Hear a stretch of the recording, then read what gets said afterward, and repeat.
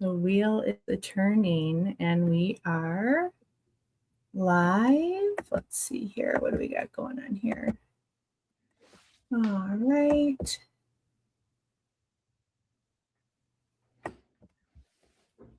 All right. Well, here we go, everyone. I think we're live at least on the Lilydale YouTube channel, and we are live on Stacy Sherman's Spiritualist Minister channel. Lilydale's thinking about it. I think we're getting there too. So welcome, everybody. I'm going to go ahead and get started. Welcome to Who Are These Spiritualists? With myself as your host, Stacy Sherman Shull. I'm an active spiritualist living in the great spiritualist community of Lilydale, New York, which is one of the oldest spiritualist camps located in the U.S. And I'm really excited. Every fourth Sunday of every month, I bring on a practicing spiritualist, and we go into discussion about spiritualism, our movement, what it means to, be a spiritualist, and all of that. And I'm super excited for tonight's guest. I just want to introduce you all. I'm sure some of you might already know, but I just want to introduce you all to Simon James.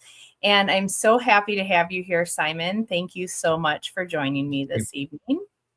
And I just want to go over a little bit about what Simon has done and what he is doing for spiritualism. He has been a tutor and a course organizer at the Arthur Findlay College since 1992, where he teaches both students and instructors of mediumship. He is a minister of the Spiritualists National Union, vice president of the Inner Quest Foundation, and minister at the Open Door Sanctuary in Victoria, Canada.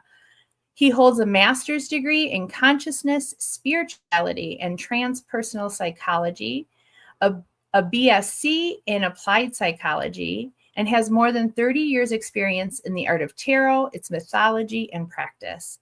Simon James is one of today's finest classical spiritual mediums and living link to the British tradition of the early 20th century. He was one of the few mediums who is trained by the renowned Gordon Higginson. And if you don't know who that is, folks, please look him up. Then president of the Spiritualist National Union and principal of the Arthur Findlay College, where some years later, Simon James himself became the youngest tutor. He has substantially found the Spirit of Youth and was also the founding member of the Spiritualist Aid, which remind me to ask you about that. For 27 years, he has been vice president and minister of the Open Door Spiritualist Sanctuary in Victoria, BC, Canada, growing the center in pioneering outreach, hospital and hospice volunteering, and in inclusive community programs. He is the recipient of the SNU Spiritualism Long Service Award and is recognized for his sustained leadership in all that he does. Simon is also much sought after author and spiritual lecturer whose vast knowledge of the comparative religion and ancient spiritual traditions brings a richness of historical continuity to his work as a teacher of both healing and mediumship. He is passionate for the mediumistic arts and the integration of psychology and spirituality, transpersonal psychology, as it applies to mediumship in daily life. Has informed his life's work with mediums, teachers, and medical professionals worldwide. And I have to just say, I am so excited to be having this conversation tonight because I was so inspired by you on a conversation that I was able to sit in just on March 31st, the advent of modern spiritualism, also called Hydesville Day for some. And you just were so inspiring as you were talking about your understanding of spiritualism, where spiritualism is today and where it needs to be for tomorrow to continue. So do you want to just touch a little bit about, your, entrance into spiritualism and over the years, how you've seen it either change or, I don't want to say get stuck, but maybe get a little sluggish. Yes, first of all, it's a pleasure to be here, Stacey. So thank you very much for inviting me. And it's a real pleasure to be able to just share a few thoughts. And hopefully create discussion that all of us are involved in something that we're passionate about, which is spiritualism. Yeah. I came into spiritualism when I was a teenager, but I was looking for God. That's what I was looking for. I was looking for a spiritual connection. I'd lost grandparents, yes, but I hadn't lost anyone that was so close to me that I needed communication. But what I was looking for was a spiritual tradition, something that would nurture me and encourage me. And so I was fortunate enough to come at a time, certainly within the British system, that we could call the golden age, the end, the last of the, if you will, the great speakers, the great mediums, the great inspirers. Now, that doesn't mean to say there's not any around today or that we are not creating any. That's the point. But certainly the ones that you read in a lot of the books and are now names in history, I was fortunate enough to see and to meet and to eventually work with. So I came in looking for that connection and I found it. And then sort of fast forward in my work as a medium, the development, the experience, my academic work, then having the opportunity to move to Canada and becoming part of the community of the Inner Quest, the Open Door Sanctuary, and working alongside Brian Robertson. Really, I think where we are now is, and I'm just going to put this out there, and hopefully people will not be offended, but I hope that it will move them in some way. Spiritualism, I believe, has become fossilized. It's become imprisoned by its own system, where we are encouraging people to develop something, but not develop themselves. When I came into spiritualism, it was always the divine first. The divine comes first. And then over a period of time in the UK and other places around the world, we have now become, and again, this is I think a contentious point, we have now become a factory for mediums instead of a place for people. And to me, and this is what I was having a conversation, I've just come from my work. I was doing the service this morning along with Brian Robertson at the sanctuary. And I was talking to somebody recently who just come through the door, and they had come for community. They hadn't come to develop mediumship in any way, shape, or form. They hadn't come to work on a platform. They were looking for a community to nurture them and to inspire them. And that, for me, is what makes a spiritualist. We just happen to utilize mediumship as part of our devotional practice, but that's all we do. Yeah. But until we get back to what it means to be a community again, I think we're in great danger, to be quite honest, Stacey, as a worldwide movement. And I absolutely agree with that too. And that's why I found it so inspiring. And I'm probably gonna goof up exactly what you said or how you said it, but I too came to spiritualism not because, yes, I've lost people in my life and have grief, but I was looking for, I like how you said you were looking for God. I was looking for a broader understanding because all the religions I was practicing before that were so finite. It was so, boxish for me. And I wanted something to expand and be broad. And I think especially now, you had said in the talk, back when spiritualism was really, booming, if you would, a lot of people maybe believed in an afterlife, but they didn't know of one. And so it was really important that mediumship in the very first, parts of our formation is to, prove that continuity of life. But once the continuity of life is proven, I want to know how to live tomorrow. I want to know how to be better in this lifetime, not my next or my 25th next, or I want to know how to be enlightened and spiritually connected now. And you had said something very similar to that. And that was super impactful and powerful, because I do agree with you. You know, I believe that's what people are looking for too. How do we live? Well, I think people come into our centres now, and also they come into for a private reading with a medium, not because they're afraid to die, but they're afraid to live. Yes. Tomorrow scares them far more than death. What with the world at the moment, politically, where people's rights are slowly being eroded, the cost of living, all of these things, and just no matter what country you're in, people are looking for, how can I find something that will get me through tomorrow? Yeah. How can I find these practices that the spiritualists talk about to actually get me through today? Because, and to use an old English phrase, you know, people don't want jam tomorrow, they want jam today. You know, they want help today in, as you say, in this life. The next life will look after itself, but it's this one.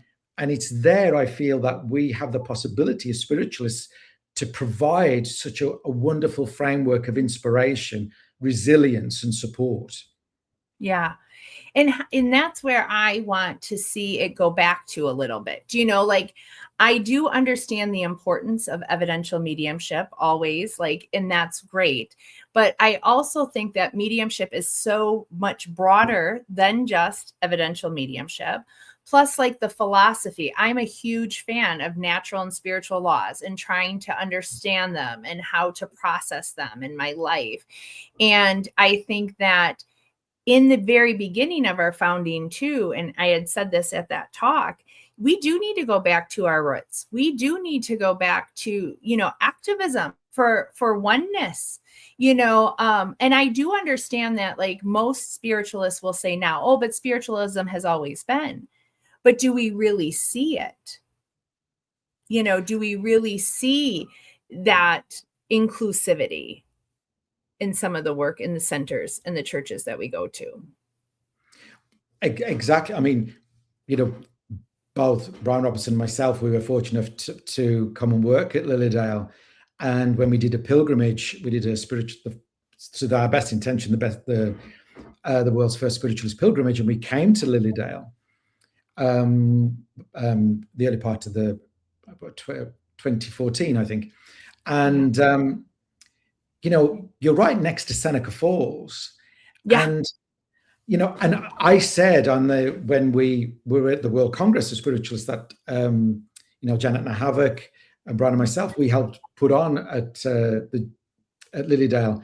And when I did the service, I said, I am so proud to be standing where Susan B. Anthony gave a talk. Yeah. And it's like, you know, people, this is spiritualism. Spiritualism, and, you know, and Susan B. Anthony said spiritualists at the time were the only places that would give suffragettes, the women's suffrage movement, a platform to speak. We were the only religion at the time that actually gave women a chance to speak and have agency and have equal agency to men. I mean, I don't know about you, Stacey, but I think that's amazing. You know, it's just unbelievable. And so where are we today in that level of irritation in society to say, well, we stand for this, we stand for this, we stand. And at the moment, it appears, sadly, that we just seem to stand for life after death. Well, most religious belief systems stand for life after death. But if we live after death, which is the spiritualist idea, if we live after death, then it must mean that this life is important.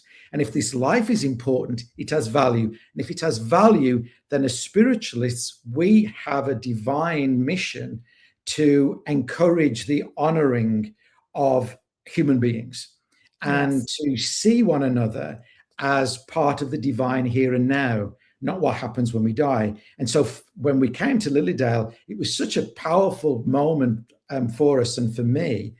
And I remember being on the platform at Lilydale and saying, I'm so stoked to be here, to stand, and it's not very inspirational words, but I was so stoked to stand here where Susan B. Anthony stood, where history makers stood, and change makers of the world. And we need to get back to that idea of becoming the change makers in the world again.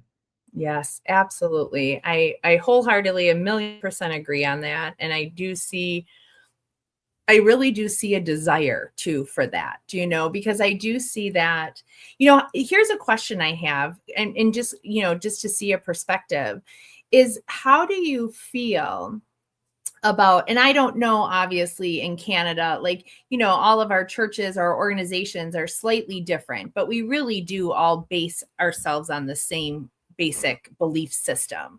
And I've noticed, like, for example, I have children who are 21 and 19, and they show no interest really in any form of religious practice. And one of the things I can't stop thinking about in our movement of spiritualism and our founding is, I really feel like mediumship was meant to prove continuity of life of all religions and not necessarily become its own religion, be more of a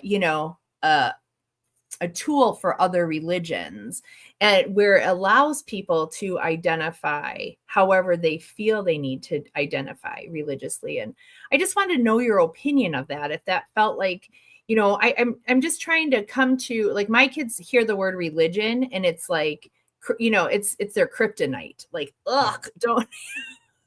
But when I say, oh, we're going to do a community event or a group meditation to lift, our energy, all of a sudden they're like, oh, well, what's that about? So do you feel the same, in what you're witnessing? Like, how can we start attracting, our future, really, if that makes sense? Well, there's been a lot of academic work done in certainly the transpersonal psychology community on an area of an area of people that describe themselves as spiritual but not religious. Yes. And that word religion, I think for many people today, it doesn't matter what country, and whether you're in the States, whether it's in Canada, whether in Europe, as soon as you use the word religion, a lot of people will automatically have issues with it. Which on one level is sad, because obviously Latin just comes from the word, to bind, religare. So it's really about community, what's religious is. But again, we've got thousands of years of issues for people, and we're not going to change that now. Right. But if we, I think, as spiritualist communities, really train our firepower on people to talk about this is a spiritual community. What does spirituality mean to you? Rather than actually, this is the law, this is why you're wrong, this is why you shouldn't believe this is why that section of community is bad. Where the younger people today take for granted that there should be equality. Yeah. Absolutely. Exactly. These are battles that were won a long time ago, but those battles still have to be fought, unfortunately.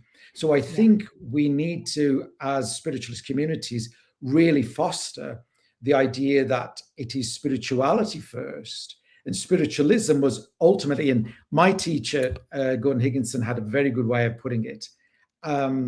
He said that spiritualism is not a religion, it is religion. Oh. And that's what Gordon Higginson said, in that actually it was part of all religious traditions. And it was the spirit, if you will, that ran through all of these different traditions.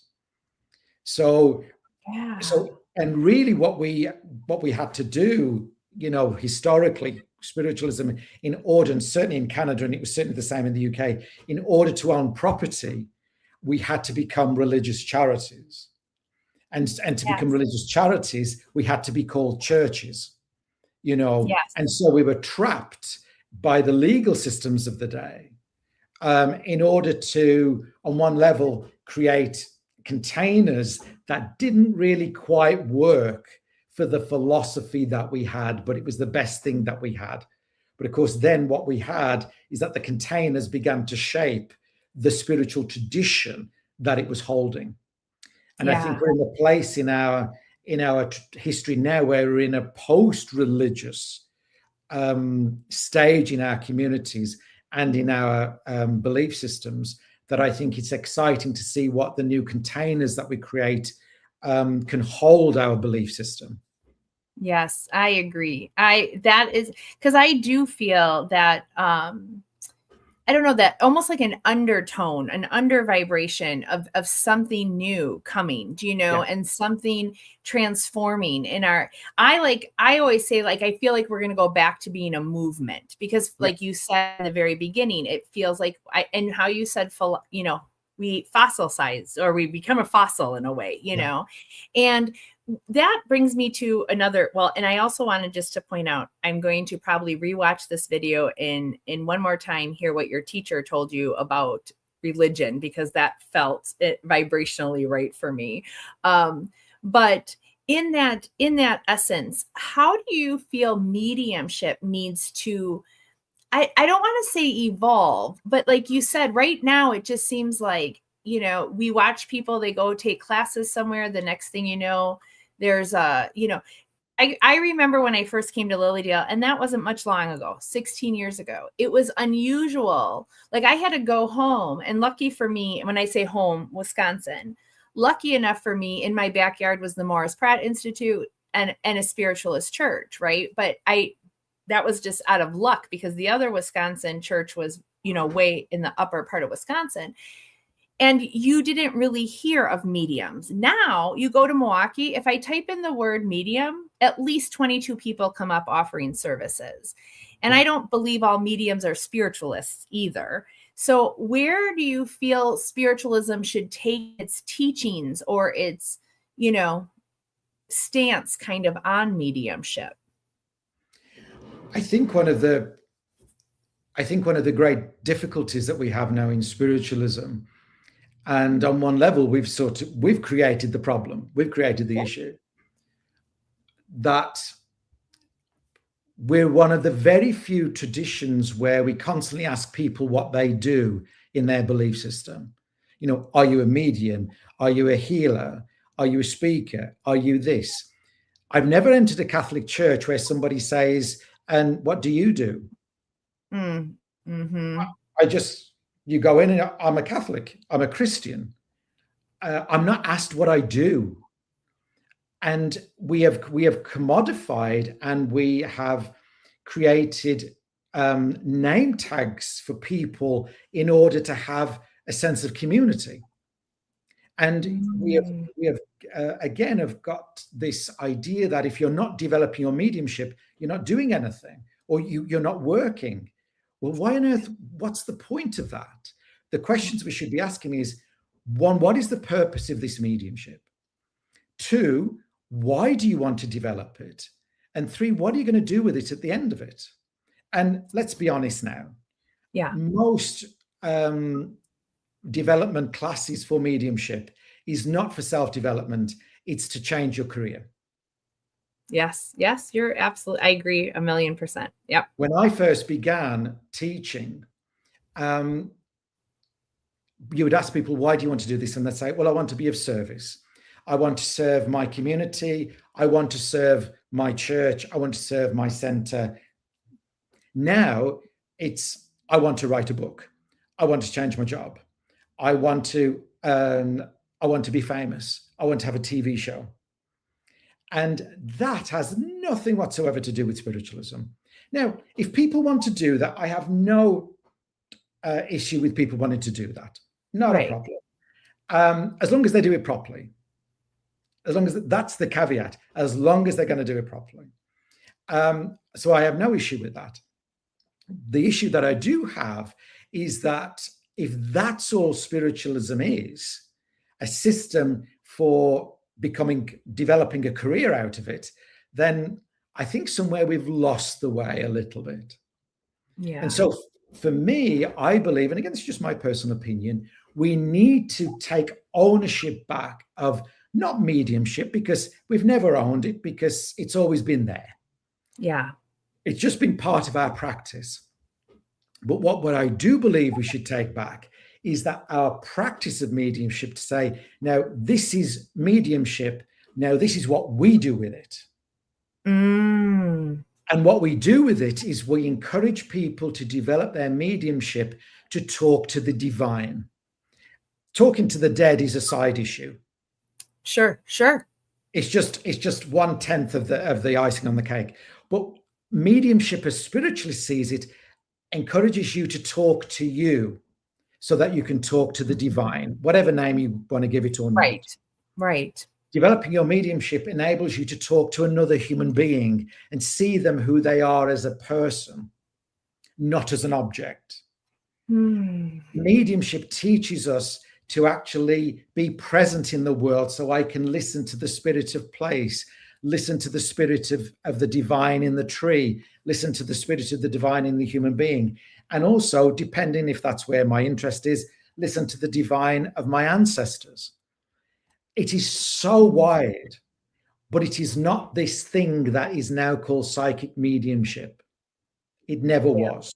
But now that has taken over people's perception of what mediumship, of what people think mediumship is. But I believe we have to take ownership back and basically stand and put our stamp on it and say, this is what we do with mediumship. What you do with is your choice, but this is what we do with it. Yeah. That is really important, because talking to, the divine, even, guides, teachers, whatever you want to label it, has helped me. I mean, it just helps me get through life's journey. It helps me look at things differently from maybe a different perspective, not be so tunnel visioned. It just broadens so much. And you are right. It really does bring me a sense of oneness, with my fellow people around me, and it helps me. I mean, it's not easy. I mean, let's face it, being human's not easy. We're going to have people who always, shake our feathers a little bit. But I think the philosophy of spiritualism, the practice of natural and spiritual laws, helps me be more, like Andrew Jackson Davis said, even-minded, which, I feel like life goes by so much more easier, for me at least, when we can keep that even mind and see things of that perspective. Absolutely. Now, one thing I just want to, and I don't know a lot about, I mean, I know about spiritualism a lot in America, the history of it. I'm not too familiar with, everywhere else yet. I say that because I'm going to do research and, I'm an eager student. But one of the things that I noticed in our earlier movement that I see less and less of are like philosophical discussions or debates or thought exchanges, like where we sit around and we, okay, what does everybody think of divine? Or, what do we think of this? And, I'm missing that in an essence, because I feel like we right now, especially now, have lost the ability to communicate with each other, let alone sometimes with spirit. Do you have do you have those kinds of things, or do you think that those things would help build our community back? Absolutely. Interestingly enough, as you say, rightly say, spiritualism was really really grew on its philosophy. That's what it grew. And the great teachings were, and I think they needed more today than ever, that we're all equal and that we're all in this together. And that's why, as I said, you're so close to Seneca Falls, the women's suffrage movement, the abolition of slavery, the workers' rights, children's rights. Spiritualists in their early days were activists and social irritants because they had a philosophy to recognize that we're all in this together and we've got to help one another and we've got to get one another through the next day. And so now more than ever, we need people to listen to words and inspiration and the ability to go, come into our center. I don't know what you're going through, but this center is filled with people that are also going through stuff like you.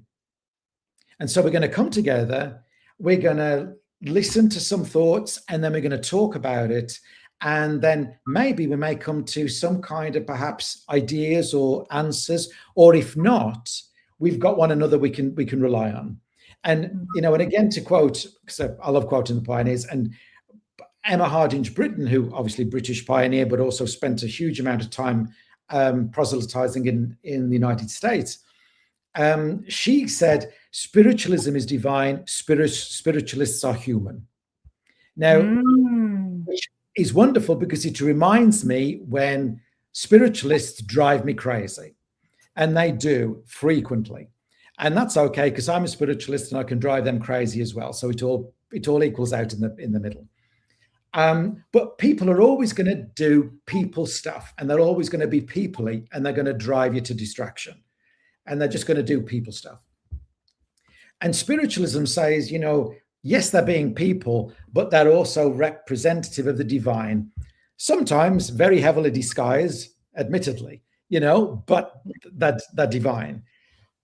But we have a philosophy that was so unique at the time, because it said you don't have to believe in a certain type of God. You don't have to believe in a certain type of person. We don't do gurus. So try and ignore gurus as much as possible and think for yourself, which was radical, and that's a radical message that we have for people today. And I think we need that.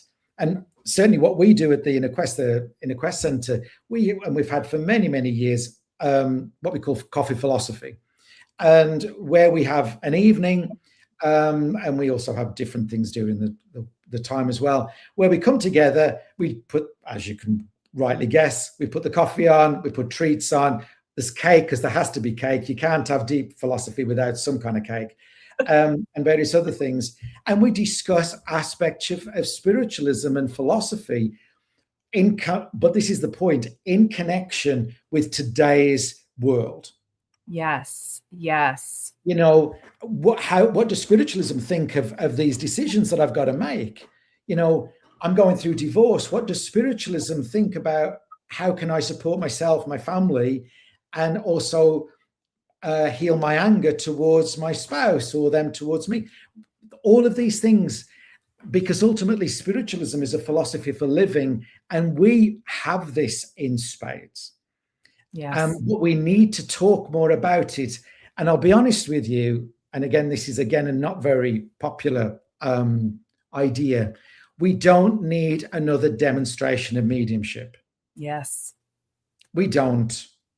We've got thousands of them taking place. We don't need another one. But what we do need is a demonstration of spiritualism in the experience of spiritualizing people, our philosophy, our conversation, just our ability to communicate and listen to people. Because spiritualists are great at talking to the dead, to the living, not so much. Right. Yes. I wholeheartedly agree too, because, I think for a lot of us, especially the people who choose to be in it, I think demonstrations are beautiful, but they're not, they're not helping me live tomorrow. They're not helping me, identify maybe what I am not seeing within myself, to recognize what, how I can live more harmoniously, and I think wholeheartedly, and sadly, I think a lot of people only come to the church for the demonstration. Yeah. And, I remember back in the day when I was pastoring a spiritualist church, we tried to do 2 services a month with no demonstration. We focused one Sunday on healing. So we did longer healing or spiritual healing, because I do also believe that that's an underutilized form of mediumship. Oh, absolutely. Yeah. In our, we should be really, calling these spiritualist medium, healing mediums, because I do feel that's, and then the other one was more of a, talk with fellowship, getting other people's opinions on it. And sometimes you did see,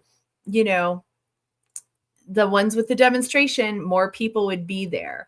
I always said too, it's hard to really be a spiritualist. It's great to witness spiritualism, but it's really hard to become a spiritualist because it takes a lot of inner work. Oh, it's nightmarishly difficult. And some days I don't want to be a spiritualist because I don't want to take personal responsibility. I want to be just a jerk. I want to be, and sometimes I am a jerk. I can do that quite well.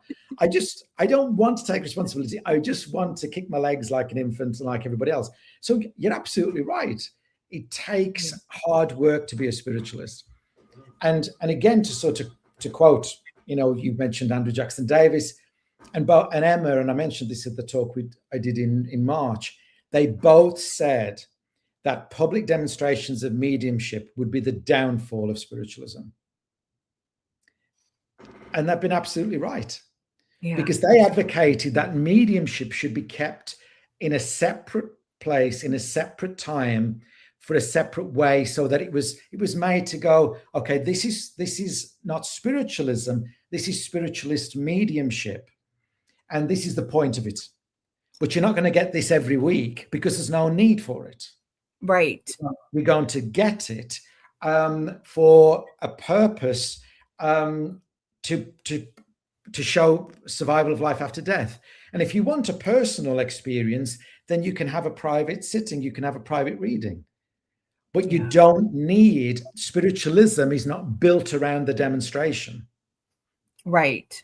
And what has happened, and it's happened all over the world, it's not just in the States, Stacey, all over the world, it's the demonstration. Certainly in the UK, in a number of centres and churches, you will actually have on the back of the platform, will speakers please keep to no more than 10 minutes philosophy, because they want the demonstration. But a demonstration will only touch one or two people, but a good inspirational demonstration of mediumship and a good demonstration of healing mediumship will touch everybody. Yes, absolutely. Absolutely. And it leaves those, it leaves those continuing gems for people to pick up along the way. Now, I do thank you to all of our watchers and everybody here viewing tonight. I do have a question that came in, and I think I'd rather hear your answer, since your history on your end a little bit better. But somebody is asking, Andrea is asking, did spiritualism exist in Europe prior to the Fox Sister event in the USA, or did that all kind of come about around the same time? Well, I think the question is what do we mean by spiritualism? Yeah. If we're talking about mediumship, then mediumship has been around for thousands of years, since we first dropped out of the trees. It's been around since then, Yes. Spiritualism really takes its roots back thousands of years. To the pre-Christian traditions of the spirit in all things, then in the so-called pagan religions of God manifesting with different faces, different masks. And then really it was the advent of Christianity that sort of imposed, this is what you have to believe, this is how it will be. And spiritualism sort of went underground then and sort of reappeared, and it wasn't called spiritualism, but really you had this idea of Platonism, Neoplatonic thought that appeared and then reappeared in the Middle Ages with alchemy, then appeared again in sort of the occult revival of the 17th and 18th century, and then it appeared again in the United States. With in the burned over district, you had Mormonism, you had spiritualism, you had theosophy, you had all of these things that was burning through the United States, and also you had the so-called occult revival in Europe and in the UK. So I think it depends. If we call it spiritualism with a capital S, then we're talking the middle of the 19th century. But really, there were all of these concurrent movements appearing. So I think really the human race was ripe for this experience of the spirit again. And I think it's ripe again for a new movement, a new richness of the movement again. Yes, absolutely. And I'm going to get back to that new movement. But before that, I have one other question that was brought up by Tom. Is it the demonstration or the dem or the quality of the dem that can impact everybody? Well, ideally, I think it should be the quality of the dem, because I'll be quite honest with you. Again, and I'm sure you're aware of this, is that some people who demonstrate should not demonstrate mediumship. They'd be better off demonstrating something else, but it's certainly not mediumship. Right. The problem is that, again, the audience doesn't know the difference. They don't know what they're actually looking for. And so they will listen to anything that a medium, so-called medium, tells them what it is. I mean, just use, for instance, the term psychic medium. Sure. They were never ever called psychic mediums.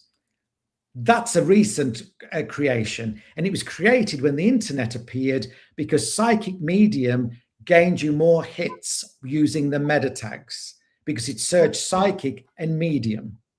Because really, describing yourself as a psychic medium is saying, well, the grass is green. It's like, yeah. But now the term psychic medium has become everywhere.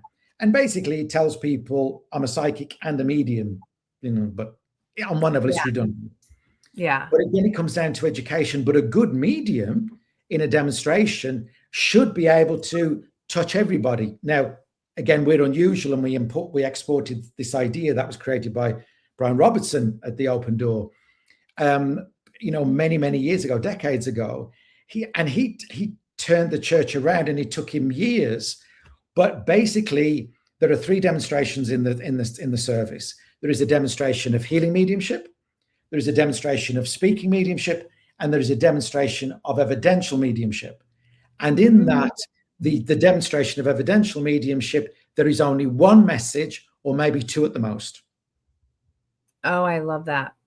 Because, and what we teach the people that come in is that you're witnessing mediumship in all its forms: healing, speaking, inspiration, and evidence. But you don't need to have 50 messages that are of dubious quality. You just need to have one, maybe two, that are evidential, that touch everybody. Yeah.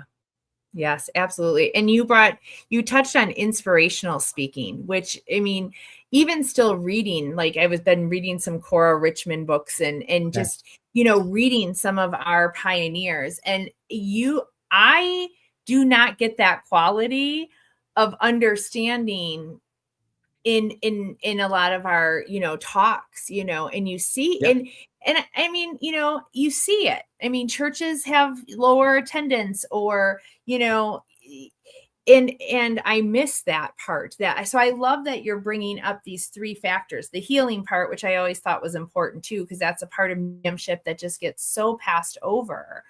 And then this inspirational, speaking and development. And I'd like to ask you just a quick question on that. Like, I don't mean to spend time on your mentor because it's so fabulous to have you, but I'm in awe of your mentor too. I mean, you see some of the demonstrations of those days, like you said, the golden age. Why, it's interesting, a question that had come up. I run an actual weekly thought exchange here in Lilydale, and I would run it every day if I could, because I just love discussion. And someone said, why is the quality not the same? And they were trying to find more of an external source, like too much electronics or too much this or too much that. But I kind of feel it's like you don't see the commitment to development like you used to. It's nothing to do with electronics. I mean, unless you're sitting on a giant battery, that was probably not best for you. But anyway, it's exactly that, Stacey. It's commitment. These people, the teachers that I had, they were incredible mediums because they just got on with it. Yeah. And they didn't just believe, they knew in the depth of their being the presence of the spirit. And they also had Gordon, for instance, with his dedication, these people, and this is the difference. And again, I don't mean to say that this was a good thing, because it wasn't, because they had very difficult lives, but they weren't in it for the money. Yeah. Gordon Higginson, he was the most famous medium at the time. And his house in Stoke-on-Trent, where he lived, there was a hole in the roof. His niece had bought the house, and there was a bucket in his bedroom. And he left, I think, at the most, no more than, I think, maybe $3,000 when he died. And he, when his drawer was opened at the church, because people gave him money all the time, it was full of checks that had never been cashed. And he said, I do not take payment, because this is what I choose to do now. That doesn't mean to say, and it wasn't always a good idea, because he didn't have any money. So there's a balance. There was an imbalance. Right. Yeah. But the difference is there is a commitment. The commitment to these people back then was incredible. And these were an eyewitness. There was a wonderful lady in the north of England I saw, and she came to the local church. She used to catch 2 buses, because again, they didn't drive, 2 buses. She stood up. She did the whole service in an inspirational entrance state, did the demonstration in an entrance state, got off the platform, walked up and down the aisle with her eyes closed, and finished.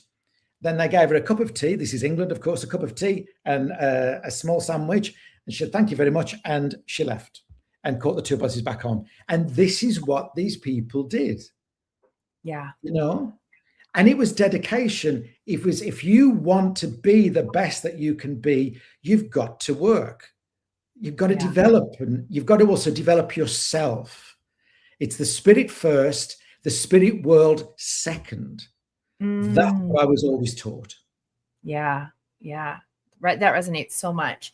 So I know that we're kind of coming to a little bit, getting towards the end of our interview. I feel like we could talk for hours, but I know we all have things to do. If anyone has a question, please put it in the chat. I will definitely ask. But the final thought or question I want to see is, for me, when you were saying the new movement, this new dispensation that's coming, this change, because it's coming regardless, or really, I feel like it's just going to end. I mean, we're really coming to, I don't want to sound dramatic, but I feel that with the amount of centers and churches and camps that are closing and folding, we will either fold into, non-existence in a way, or we can sprout again, rise again to be one, back in the movement. And I do feel it believes in community. It starts in community. It starts in building that all-inclusive space for everyone, everyone to be included in that space. And I love that idea of spirit first, spirit first, spirit world second. That would be a motto for the new movement. What else do you think we should be focusing on or working on? I mean, I'm loud. I'm an activist. I'm one of the louder ones, and I say this too, because I'm doing, if anybody has any information, but the other thing that you miss besides women and the abolishment of slavery and all this outside back thinking is we were open to the LGBTQ community before the first stone brick was ever thrown. I mean, right. My neighbor, or not anymore, but the house right up the road was the Campbell brothers, who were known to be partners, and we have another monument here in Lilydale dedicated to 2 men, in the 50s who were partners, and it did welcome that sense. And I feel like including all of that and honoring it again, because I feel like a lot of that has been buried in our history. Yeah. Absolutely. I think one of the things is we have to get back to irritating people as much as possible. including ourselves. And spiritualists need to be really irritated because we have become very complacent. And all religions, it doesn't matter which one it is, all religions, if they do not survive the first 200 years since their inception, fade. They don't survive. And again, without being alarmist, to me, world spiritualism is on life support. It's on life support. So we either pull the plug and it goes, or we start doing something about it. And I'm in the latter camp of wanting to do something about it. And the very fact, and as you said, the LGBTQ plus community has been, again, spiritualism has always lifted up the minorities and said, you are part of us as we are part of you. I mean, interestingly enough, we were talking about this at the service this morning, but the Open Door was the only church in Victoria when the part of the AIDS quilt was doing the North American tour. And no church other than the Open Door would hold it and stand guard over it in Victoria, Canada. And that was our center. And Brian Robertson and some of the members of the sanctuary went and stood guard by the quilt as it came through Victoria, because no other church would touch it. And we don't say that enough, because we are such an activist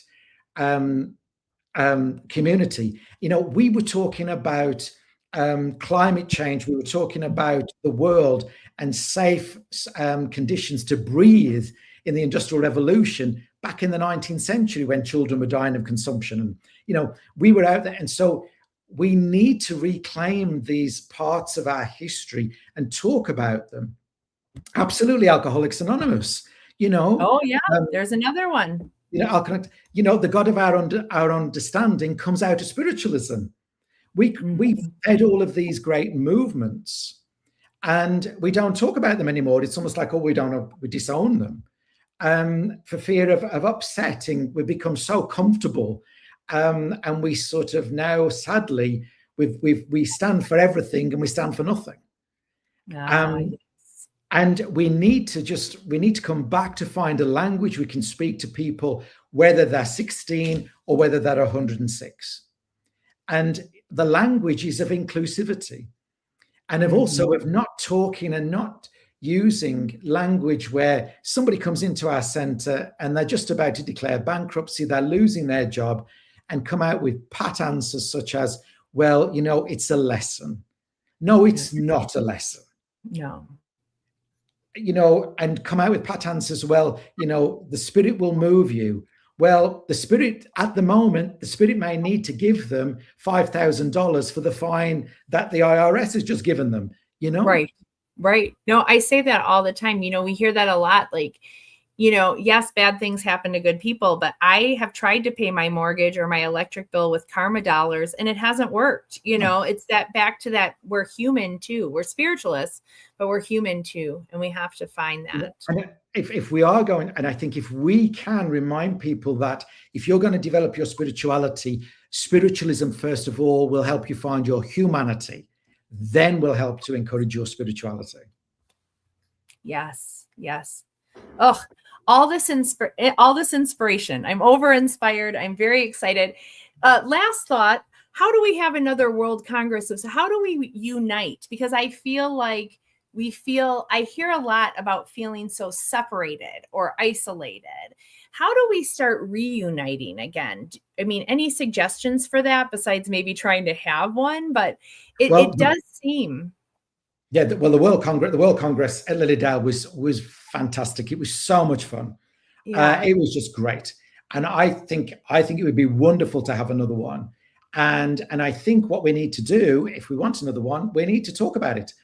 And the organizations that we all belong to and represent, we need to encourage them to go, okay, how can we have a World Congress where we can come together and we can share, we can talk, and we can laugh together and go, okay, your wording is slightly different, but so what? Who cares? Our hearts are the same, Yes.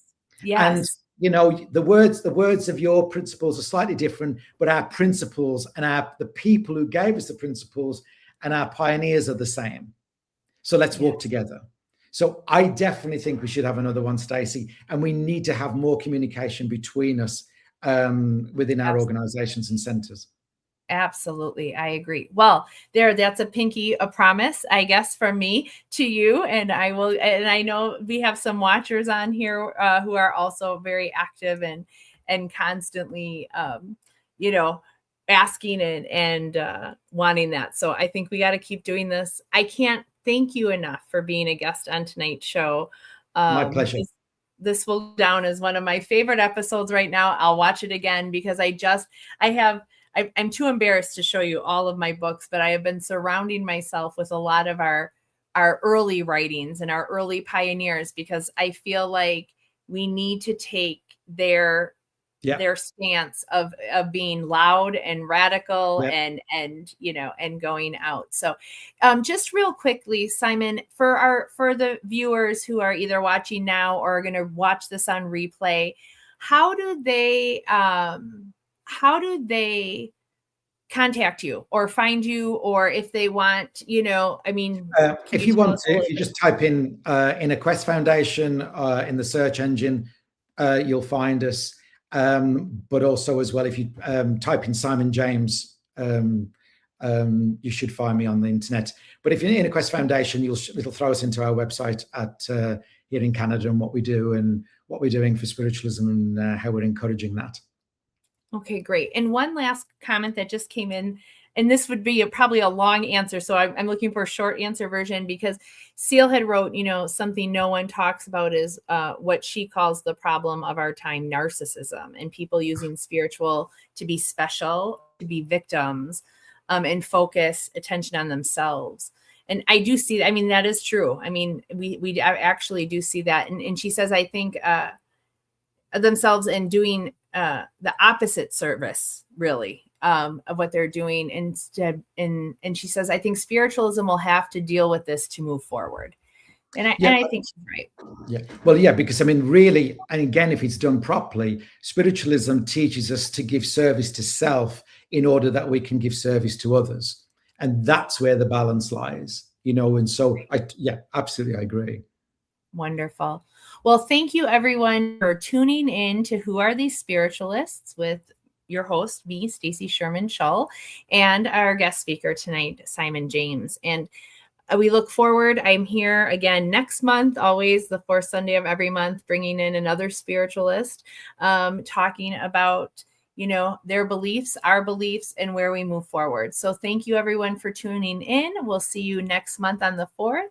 I'm just going to end the live stream. It was live. Now you'll be watching it on replay. Thank you everyone for attending. Thank you.